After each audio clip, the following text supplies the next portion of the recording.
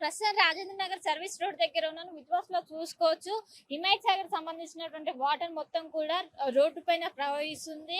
దాదాపు ప్రస్తుతం 9 గేట్లు ఎత్తారు. 9 గేట్లు ఎత్తినప్పుడు ఏ విధంగా ఉందో వరద ప్రవాహం అనేది వేగంగా రావడంతో మొత్తం ఎక్కడికక్కడ మొత్తం డ్యామేజ్ అయింది. రోడ్డు కావచ్చు, మొత్తం ఈ సర్వీస్ రోడ్డు మొత్తం కూడా పూర్తిగా కంప్లీట్ గా బంద్ చేశారు. ఎలాంటి వెహికల్ కూడా ప్రస్తుతం అనుమతించడం లేదు.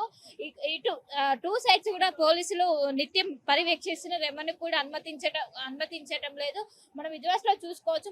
ఇది మొత్తం కూడా జనరల్ గా అందరూ కూడా ట్రావెల్ చేసేటువంటి రోడ్డు రాజేంద్ర నగర్ సంబంధించిన ఏదైతే సర్వీస్ రోడ్డు ఉంటుందో ఆ సర్వీస్ రోడ్డు దీని మొత్తం కూడా నిన్న మొన్నటి వరకు కూడా వెహికల్స్, కానీ గత వారం రోజుల నుంచి కురుస్తున్నటువంటి భారీ వర్షాలతో ఇటు హిమాయత్ సాగర్ లో ఎక్కువగా వరద నీరు అనేది వచ్చి చేరుతుంది. దాదాపు 20,000 క్యూసెక్ల వాటర్ అనేది దిగువకు విడుదల చేసిన దీంతో ఒక్కసారిగా ప్రవాహం అనేది పెరిగింది. ప్రవాహం పెరగడంతో ఆ వాటర్ మొత్తం కూడా ఒక్కసారిగా రోడ్డు పైకి వెళ్తున్నటువంటి విజువల్స్ కూడా మనం చూడొచ్చు.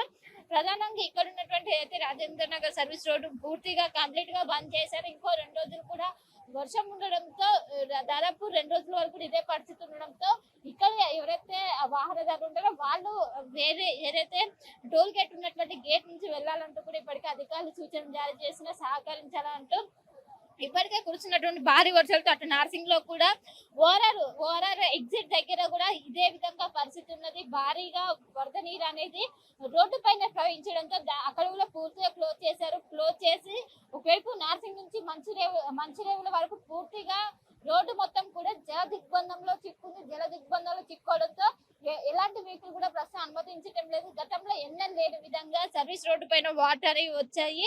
వాటర్ రావడంతో మొత్తం కూడా ఇటు వాహనదారులు కావచ్చు ప్రతి ఒక్కరు కూడా పెద్ద ఎత్తున ఇబ్బంది పడుతున్నారు. ఖచ్చితంగా జాగ్రత్తలు తీసుకోవాలంటూ కూడా అధికారులు సూచనలు జారీ చేస్తారు. నిన్న 11 గేట్లు ఎత్తాక ఇంకా పరిస్థితి అనేది నిన్న వాటర్ లెవెల్స్ అనేవి ప్రమాదకర స్థాయిలో ఉన్నాయి. ఈ రోజు 9 గేట్లు ఎత్తడంతో మనం ఇప్పుడే ఈ విధంగా ఉందంటే నిన్న 11 గేట్లు ఎత్తారు. నిన్న దాదాపు 30,000 క్యూసెక్ల వాటర్ అనేవి వచ్చాయి. నిన్న పరిస్థితి ఇంకా ఘోరంగా ఉందంటూ కూడా ఇక్కడ ఉన్నటువంటి అధికారులు చెప్తున్నారు.